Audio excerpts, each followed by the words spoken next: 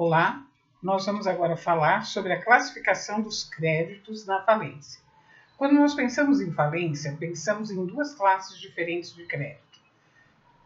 Essas duas classes são da seguinte maneira: credores da massa e credores do falido. Cada uma dessas categorias, ela tem uma época diferente para receber. Os credores do falido, eles recebem um escalonamento de preferência, posto que eles foram créditos que surgiram antes da decretação da falência. Por outro lado, os credores da massa surgem após a decretação da falência.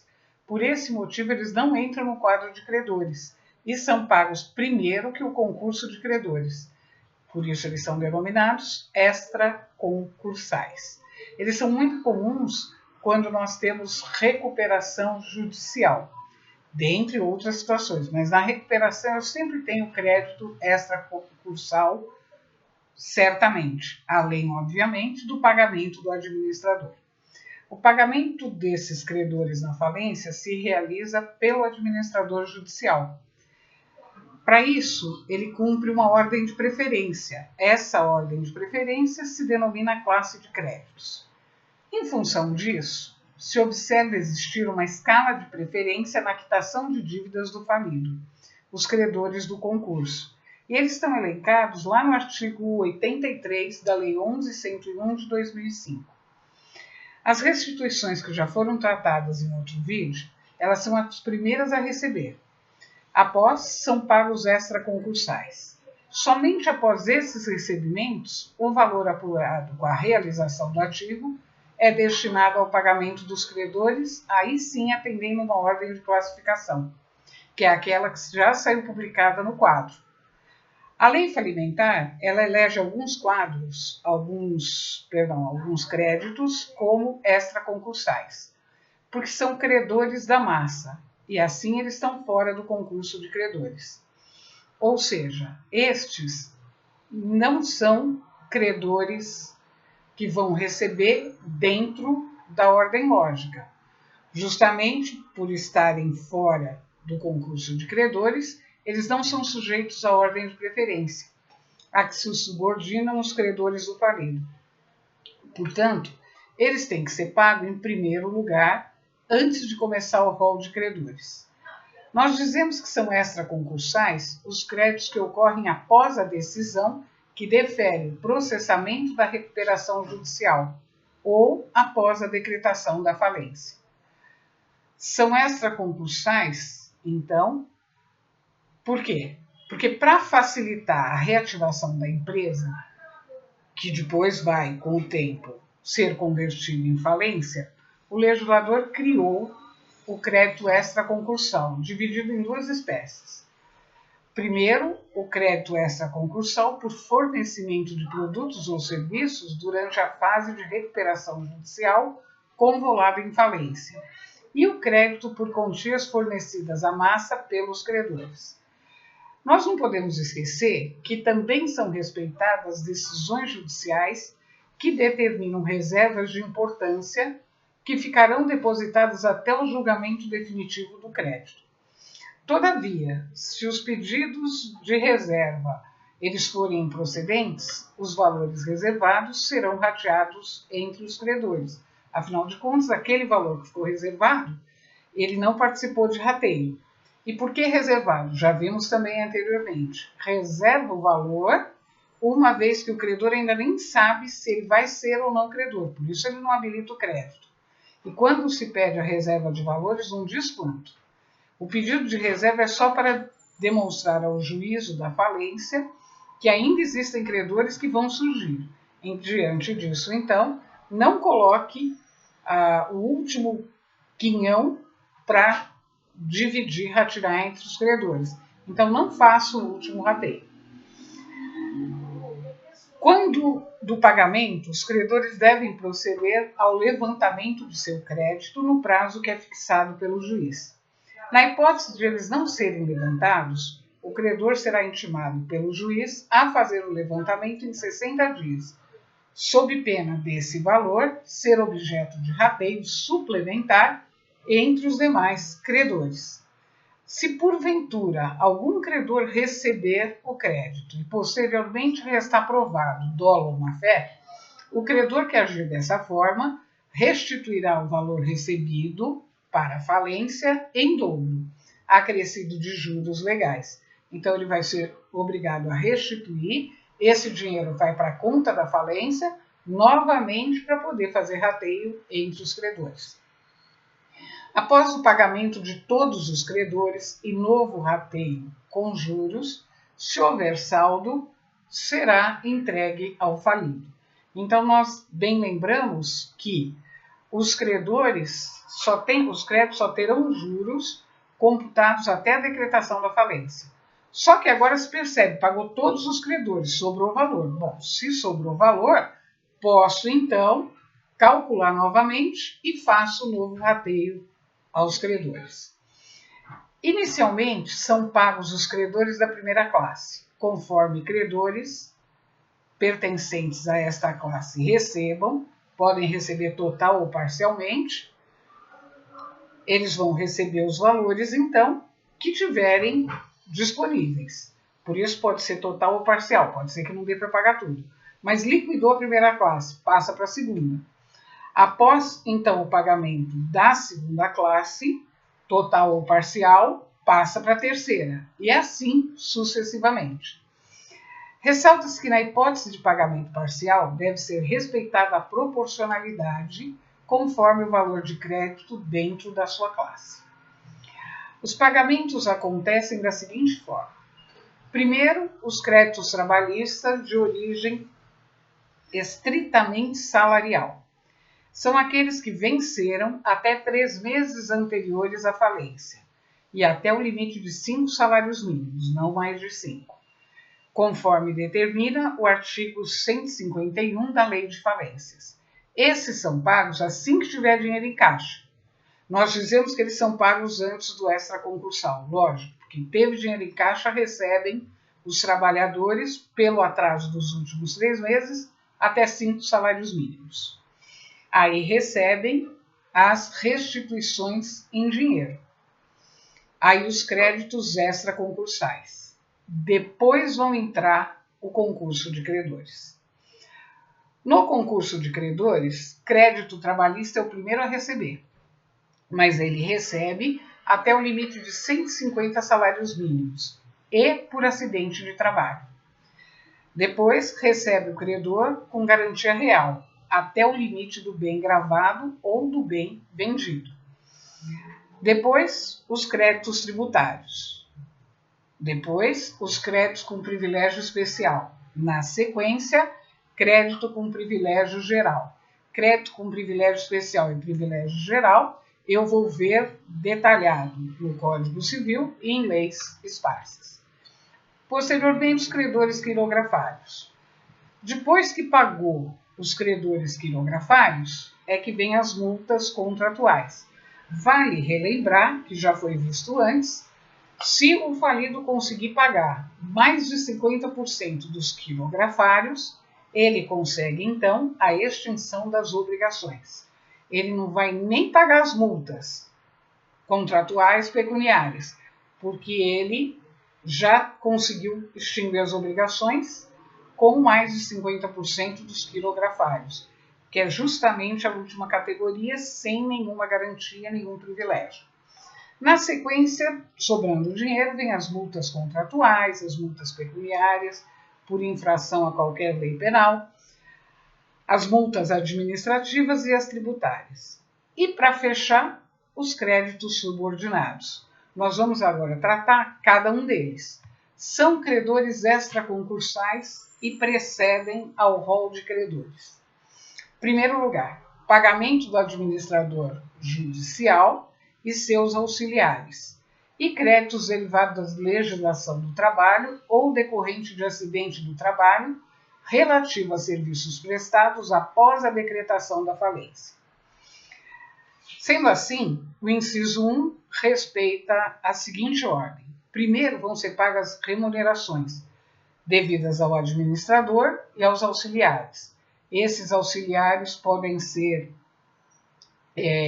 perito, qualquer um desses que necessariamente precisou para auxiliar o administrador.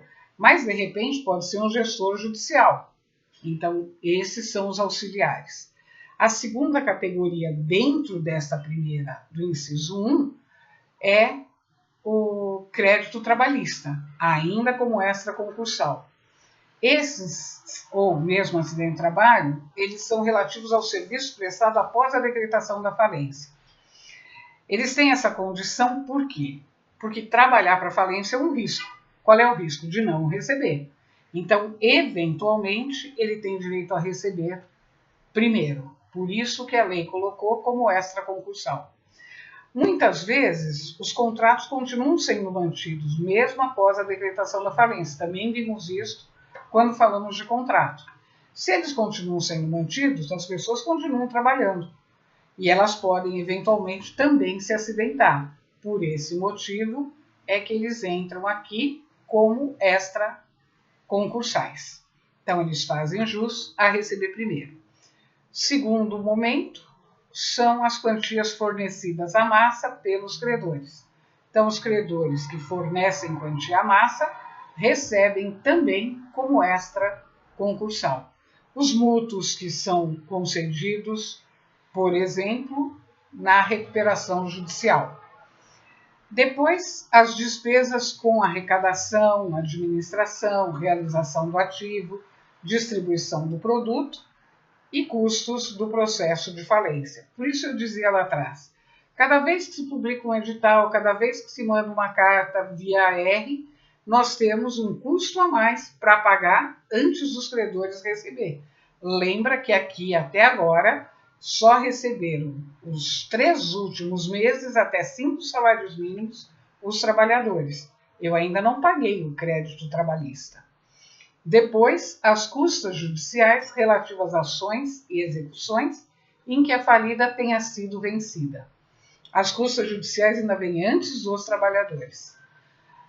Posteriormente, as obrigações resultantes de atos jurídicos válidos praticados durante a recuperação ou após a decretação da falência.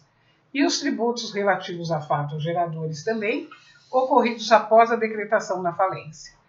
Esses todos recebem como extra concursais.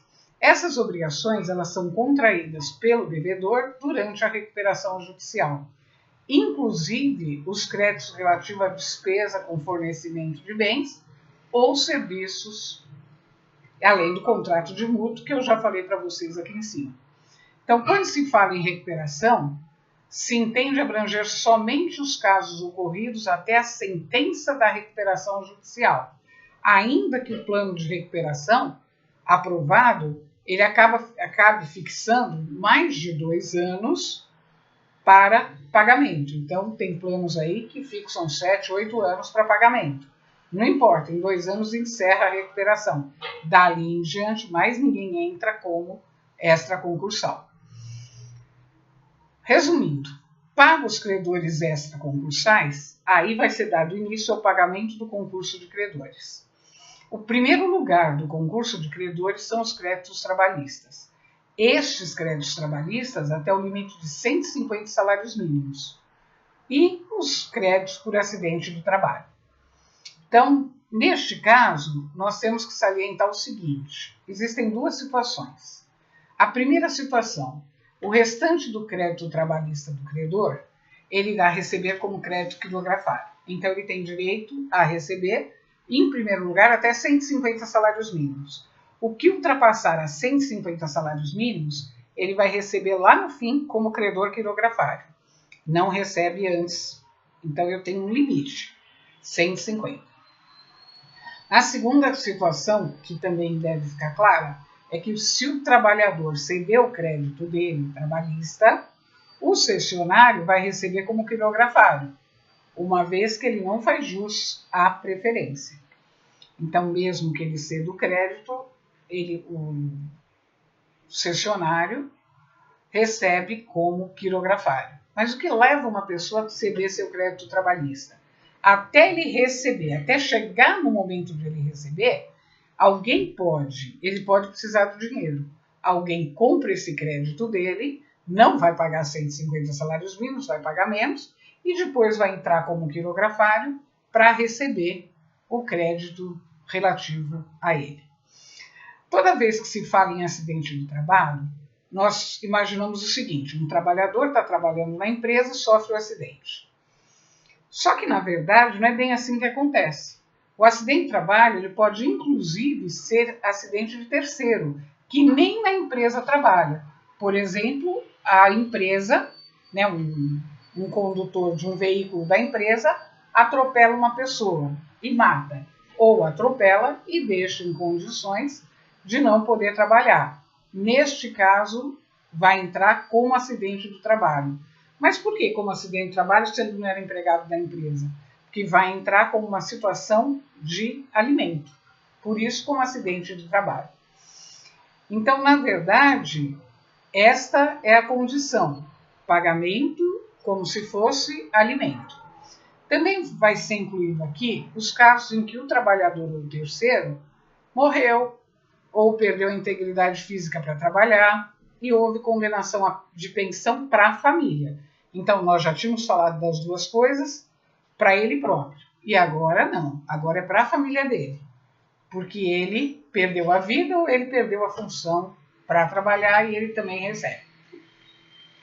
Alguns autores também entendem que aqui cabe a pensão alimentícia devida pelo empresário individual que faliu. Então, aquela pensão de alimentos que ele deve entrar aqui também no caso de acidente do trabalho, porque é alimentos. Nós sabemos que os honorários advocatícios são vistos pelos tribunais como alimentos. Só que os honorários advocatícios não entram aqui. Aqui, os honorários advocatícios eles vão receber como privilégio especial. O restante tem aquela conotação de alimentos, vai receber como acidente de trabalho, inicialmente, em primeiro lugar. Pagos os créditos trabalhistas e acidente de trabalho, vêm os credores com garantia real. Esse credor com garantia real, ele recebe até o limite do valor do bem gravado. Se ultrapassar esse limite, o restante ele recebe como quirografário. Nós podemos ter também contrato ou acordo coletivo para o trabalhador. E esse contrato ou acordo coletivo ser vinculado a uma garantia real. Se for vinculado à garantia real, o credor trabalhista vai receber 150 salários mínimos lá na primeira categoria e na segunda categoria ele recebe o valor da garantia real. E se esse valor for insuficiente? Se esse valor for insuficiente, o resto ele recebe como quirografário. Mas como insuficiente, no caso da garantia real, ele vai receber só 150 salários mínimos? Óbvio que não. Ele vai receber em salários mínimos o que for, não precisa ser salário mínimo, ele vai receber a quantia do bem. Só que às vezes essa quantia não ficou suficiente. Então ele recebeu 150 salários mínimos e falta para ele de crédito ainda 700 mil reais. E ele tem a garantia real. Os 150 já foi. Aí na garantia real é de 500. Como falta para ele 750, sei lá, 250 vai entrar como quirografário, já que o bem é 500 mil. Pagos os garantia real, entram os créditos tributários. Quando se fala aqui em crédito tributário, só vai se falar no crédito relativo a tributo, imposto, taxa e contribuição. Não entra multa. Créditos tributários são os créditos decorrentes, então, de imposto, as taxas e as contribuições. Não existe aqui uma ordem hierárquica entre a União, o Estado e o município. Os três concorrem da mesma maneira, não importa se é a União, se é o Estado ou se é o município. E também não tem uma ordem entre imposto, taxa e contribuição. Todos têm o mesmo direito a receber. Eu tenho aqui igualdade de condições. Pagos os créditos tributários, vem o crédito com privilégio especial. Esses são os elencados no Código Civil. no artigo 964 e em legislações especiais. Mas eles são créditos, por exemplo, com despesas do salvamento, da coisa salvada. Então a pessoa precisou gastar para salvar a coisa. Automaticamente esse crédito entra aqui se houver a falência. Valor gasto com benfeitoria necessária, benfeitoria útil, credor de material, dinheiro, serviço, para quê? Para construir um prédio, para poder alterar esse prédio, arrumar, ou mesmo uma fábrica, ou mesmo uma oficina, uma loja. Também o credor de sementes, para poder cultivar essa semente e gerar uma colheita. O credor de mobília, utensílio de uso doméstico, de prédio. Credor de aluguel, das prestações do ano corrente do ano anterior, também entram aqui como privilégio especial. E o credor de exemplares de obras existentes da massa do editor. Esses são considerados, dentre outros, afora as leis especiais também, credor com privilégio especial. Depois temos os credores com privilégio geral. O privilégio geral são os descritos no artigo 965 do Código Civil e também definidos em outras leis esparsas. E, neste caso, eu também tenho os créditos do artigo 67 da própria Lei de Falências. Na verdade, se eu pegar o Código Civil, eles são compreendidos, por exemplo, o crédito de despesa com funeral, mas aí eu tenho que ver a condição do morto e o costume do lugar. Crédito de despesa com luto do cônjuge sobrevivente, dos filhos do devedor falecido, daí a lei também fala, se for moderada. Crédito de despesa com doença, de que faleceu o devedor no semestre anterior à morte. Crédito com gastos necessários à manutenção do devedor falecido e da família no trimestre anterior ao falecimento. Obviamente aqui nós estamos vendo empresário individual, né? Não uma sociedade empresária. Os credores quirografários são os outros créditos que sobraram, que não possuem nenhuma espécie de garantia. Então, por isso ele não tem uma garantia real, ele não tem privilégio algum. Na verdade, o quirografário não tem nenhuma espécie de privilégio. Eles são pagos, então, normalmente. Quem entra no quirografário? Aqueles créditos trabalhistas acima de 150 salários mínimos, os créditos com garantia real, além do valor do bem, eles vão entrar todos aqui. Mas é muito comum entrar aqui também cheque, nota promissória, letra de câmbio. Esses é que vão entrar aqui como credor quirografário, os títulos de crédito em geral. Depois conseguiu pagar os credores quirografários, vêm as multas contratuais, pecuniárias, por infração de leis penais, administrativas, tributárias. Esses só após o recebimento de todos os créditos quirografários. Aí começa o pagamento das multas contratuais e das demais penas pecuniárias ou administrativas, tributárias. Vamos lembrar que nessa categoria eu vou ter o Estado e vou ter credores privados, né? E vou ter outros órgãos, por exemplo, multas que são impostas pelo CAD, pela Delegacia Regional do Trabalho, dentre outras situações, e todas as infrações tributárias. Depois, os créditos subordinados. Essa é a última classe prevista. E quem é crédito subordinado?